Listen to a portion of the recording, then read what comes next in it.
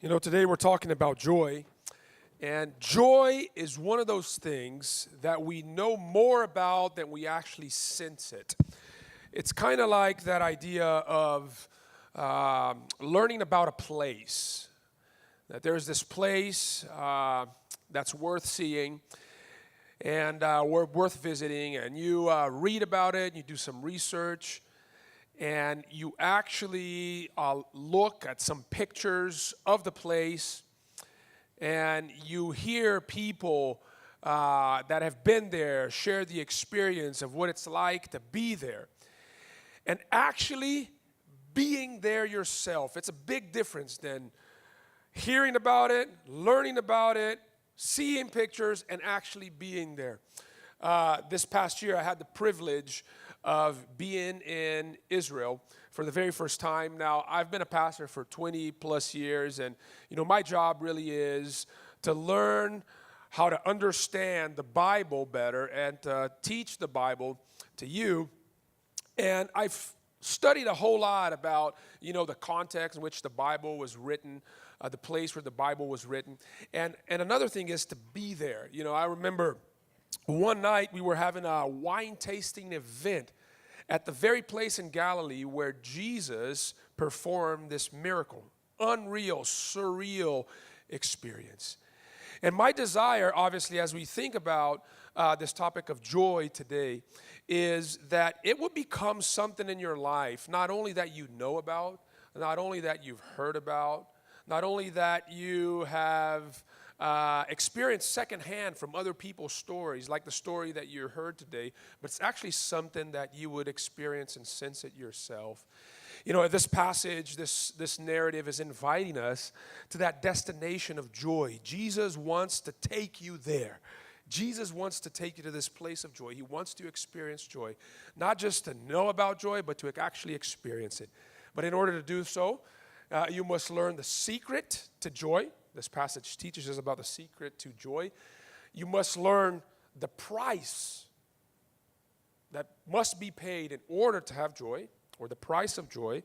And then lastly, the life of joy. What does it look like to live a life of joy? So let's look at all these three. Number one, the secret to joy. We read in the very first verses, the verses that Silver read to us, that there was this party in Jesus' hometown, and his mother was there. In verse 1, that's what we read. And then in verse 2, that Jesus was also invited to the party, and he happened to be there with his disciples.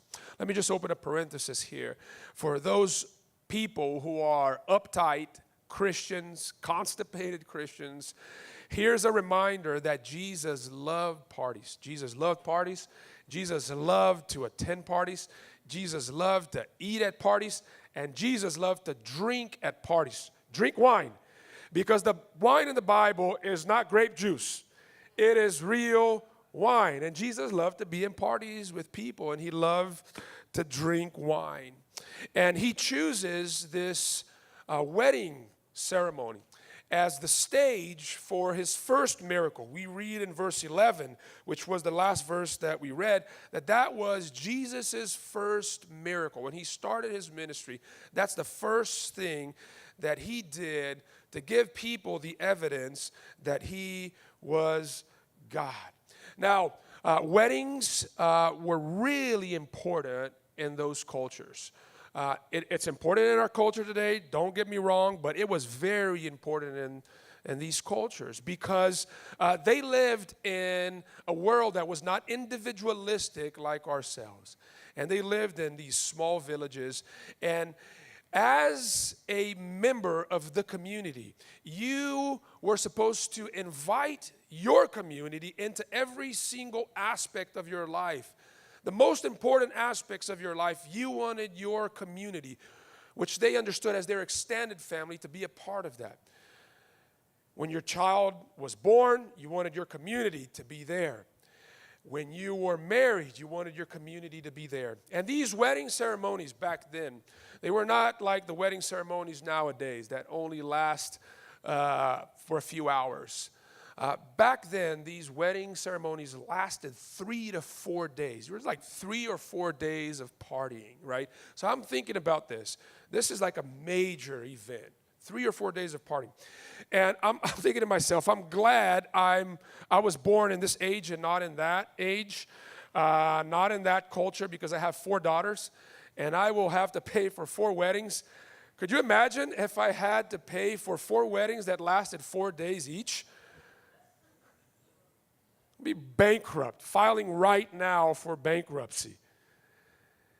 And therefore, because weddings were such a big deal in those cultures, to have a failed wedding or to have a party that is cut short, 2 days into it, cut short, to run out of wine was a huge social scandal. It was bad for the family of the people getting married, and it was really bad for the 2 of them getting married.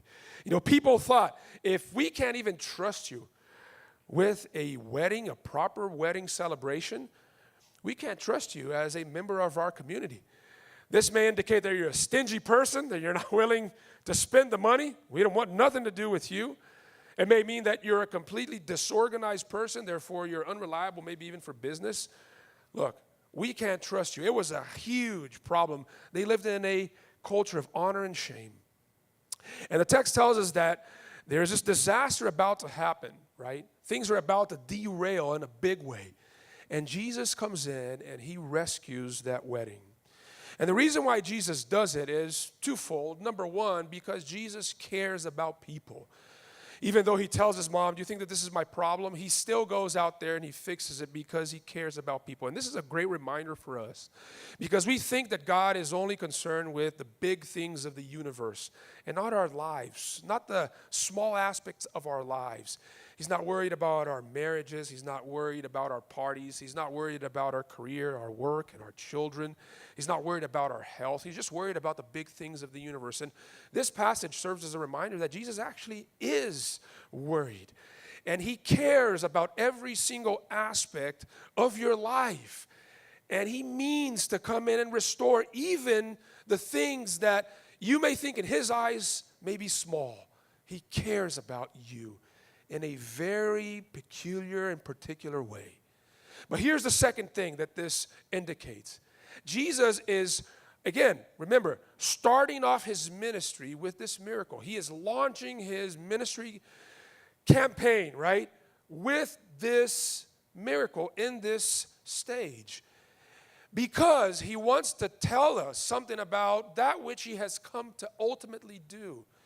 Jesus has come into a very dark and sad and broken world, and he has come to restore it. Jesus has come to restore the joy in this world, and he will be successful in that mission. You know, Isaiah the prophet, looking into the future at the end of times.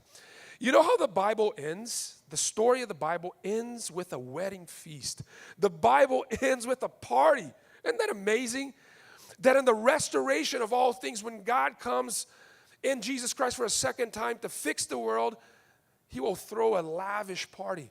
This is the vision that Isaiah has of this future. In Isaiah 25, we read this. It says, but here on this mountain, why? Because Jerusalem is built on a mountain.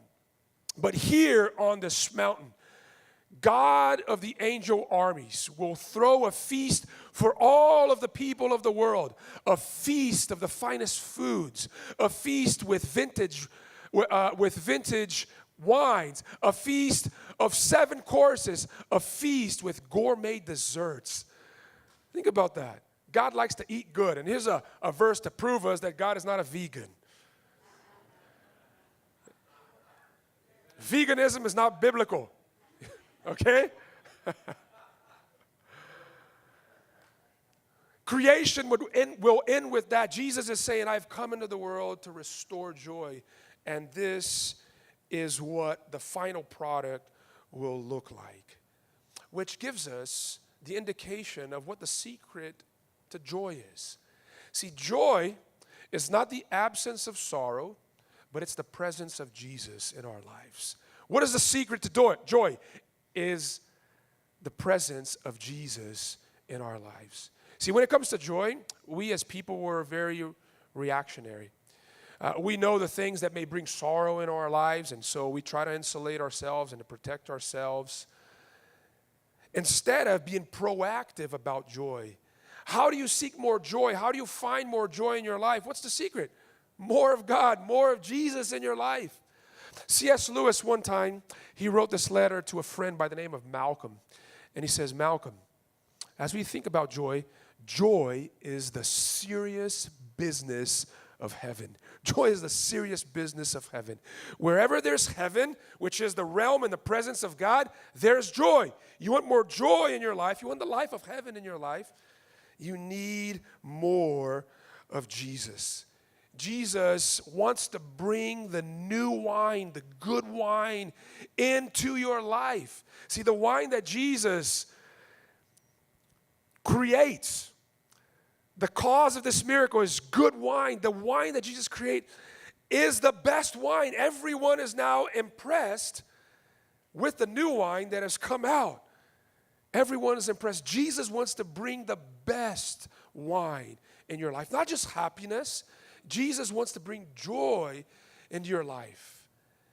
Not a wine that runs out, but a wine that lasts 150 gallons of it. See, there were 6 jugs here. And if you were to fill those jugs, you would have 160 gallons of liquid, 160 gallons of wine, plenty of wine into your life. You know why that's important? Because every other wine in our lives runs out. See, wine is a picture of joy. Wine is a picture of prosperity. But the prosperity and the happiness that we're able to find in relationships, to find in money, to find in image, to find in work, eventually it will run out. The older people in the room will tell you about that. That eventually all wines run out except for the wine of God in your life. You want more joy? You need more of Jesus. Jesus wants to restore the joy in your life. But in order for him to do so, you must understand the price of joy. There is a cost to joy. So in verses 3 through 5, which are the next verses that we are supposed to read, there's this awkward conversation between Jesus and his mother.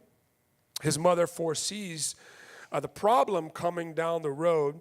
In verse 4, we read, and in verse 3, we read that she says to Jesus, they have no more wine. She comes to him. He's just enjoying the party. He has no job in the party.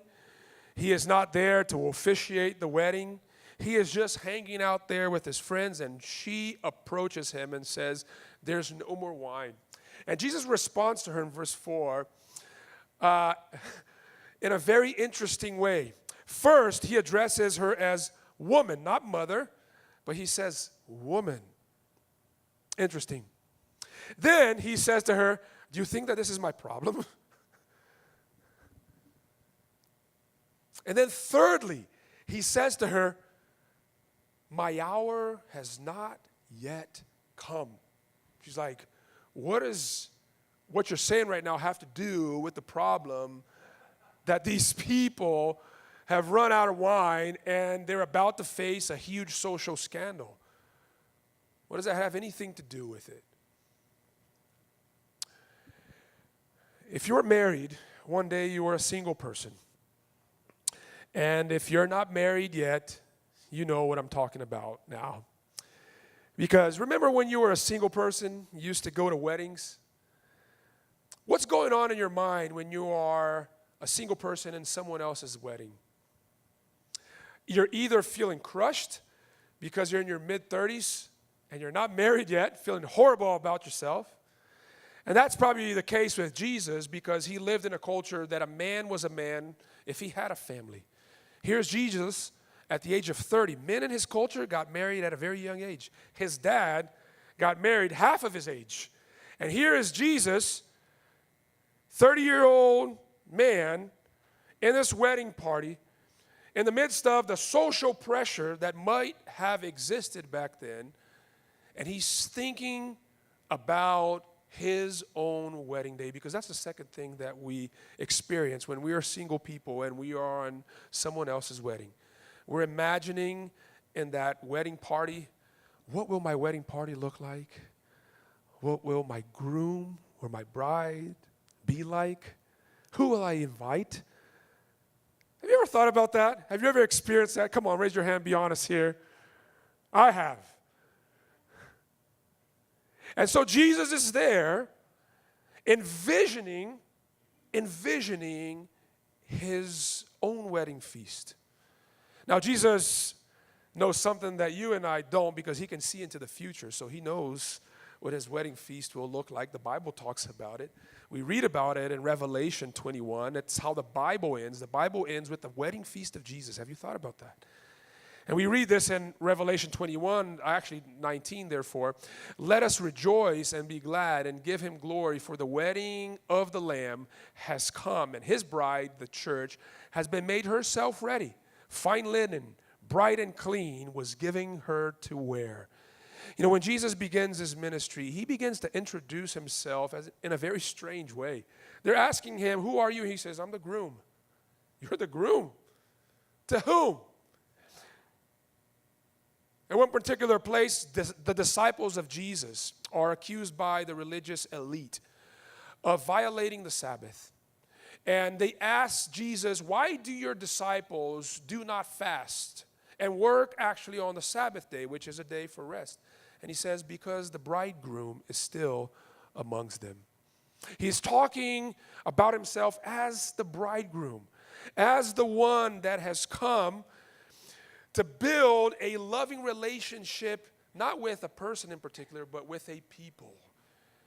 The church in the Bible is known as the bride of Christ.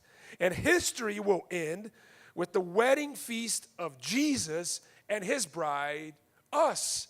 And we will live happily ever after. That's what the Bible is pointing to. And so Jesus is thinking about that wedding day, and it'll be a glorious day. It'll be a wedding feast that all creation will participate and partake. We read in Isaiah 25, it'll be an amazing feast with great food, meats, and wine, and dessert. It's going to be a wedding feast for the ages, the ultimate wedding feast. But then Jesus starts to think about the price that he must pay in order for that to become a reality. And that's why he responds to his mother, Mother, my hour has not yet come. Let me tell you something about the Gospel of John. If you're reading the Gospel of John and you see and you read Jesus talking about his hour, let me say this to you. Every time that Jesus talks about his hour in the Gospel of John, he is talking about the crucifixion that will happen later. He is talking about his death. Every time that Jesus throws that sentence in there and he says, my hour has not yet come, or my hour is coming, he is talking about his death. And what is very vividly being portrayed in Jesus' mind in the context of someone else's wedding is, in order for his wedding feast to take place, he must pay the price for it. See, the jugs that are in that place, these jugs that we read about in verse 6, which are jugs that were used to fill with water for rituals of purification. If you happen to go to Israel and you go to sites that are ancient sites, single-family homes of back in the days, and religious establishments and synagogues of back in the days, there's always tanks for purification. Every time they're doing something that's sacred, and marriage was one of those things, or a wedding was one of those things, they would purify themselves with water. And Jesus says, look, I want you to fill these jugs with water, 160 gallons worth of water. And then he turns it into wine, because that is pointing to the second feast that Jesus partakes with his disciples in the Gospel of John. What is the second feast that we know about in the Gospel of John? The night before Jesus is betrayed. He is also celebrating a feast with his disciples. He's surrounded by his disciples, and there's wine there too. And that feast, he's also making his covenant vows towards his bride, who is the church. He is trying to get them to understand how much he loves them. And he says, here's the proof of my love. In this cup of wine, there is the foreshadowing of what will happen to me a few hours from now. I will spill my blood for you. This is the cup of the new covenant. This is my blood spilled for you, Jesus says, right? I want you to drink it and do this in remembrance of me. And then the last cup of this meal, we're not going to drink it now, but we will drink it. We will drink it in the end of times at the wedding feast of the Lamb. Think about that. And the point, therefore, for Jesus' response to his mom and talking about his hour in the context of that wedding is to get us to understand one very simple truth, that our joy comes only by the way of Jesus' sorrows. Had Jesus not gone through the sorrows that he went through on the cross and the betrayal that he went through and, the physical and the spiritual pain that Jesus went through, we would not be able to be filled with the joy of God now. Jesus had to be emptied out of joy so that we can be filled with the joy of God in our lives. In order for the wine of God to flood our lives, to go through our veins and to get into our heart, because that's what wine does when you drink it, right? It runs through your veins and it gets to your heart and it rejoices you. In order for that to become a reality, Jesus had to spill his blood for our sakes. It's through his work that we are saved. Listen, in the cover of our bulletin and in the screens, there is a quote by Edmund Clowney. He was a pastor and also a seminary professor. And in one of his sermons, a sermon on this passage, he says this beautifully: Jesus sat amidst all the joy, sipping the coming sorrow, so that today you and I can sit amidst all this world's sorrow, sipping the coming joy. See, the joy that God brings into our lives is not circumstantial. The joy that God brings into our lives is not dictated by how well things go. You can experience, even if everything is falling apart around you, because it's grounded in an eternal security. You have an eternal security in the joy that Jesus has come to bring to you. You must understand the price that he had to pay in order for you to experience joy. It's to the degree that you understand the price that Jesus was willing to pay, that he was emptied so that you could be filled, that he was poured out like an offering so that the joy of God can overflow in your life, that you will begin to live out this joy in your own life. And that leads us, therefore, to our last point, the life of joy. What does a life of joy look like? There's 4 things, and I'm going to go through them really fast here with you today. A life of joy, number 1, is a life of surrender. Besides understanding God's love for you in Jesus Christ and what he had to pay in order for you to experience it, you must come to a place of surrender. Why is Jesus short with his mother? Why does Jesus call her woman? Because she was trying to rush him. And he is saying to her, basically, look, woman, don't you know who I am? The angel told you, I am in control. I am God in the flesh. Things do not happen in your time. Things happen in my time. Be patient. You must surrender your will to God. Many of us want to be further ahead than we actually are. Many of us would have loved if our lives turned out a different way. And what Jesus is saying is, stop stressing out about it. It's robbing you of your joy. Trust and rest in me. Surrender your life to me. Let me lead it.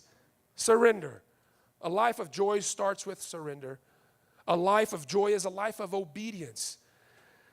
So after that exchange with Jesus, what does Mary say to the servants? She looks at the servants and says, I don't particularly get what he's trying to say here, but just do as he says. Just do as he says. Obedience to God leads to joy. If you try to run your own life, it will lead in sorrows. But if you trust God and the design that He has for you and for your life, and you follow Him faithfully and obey Him, you will find joy. I cannot count the amount of times that people have come into my office, couples wanting to get a divorce.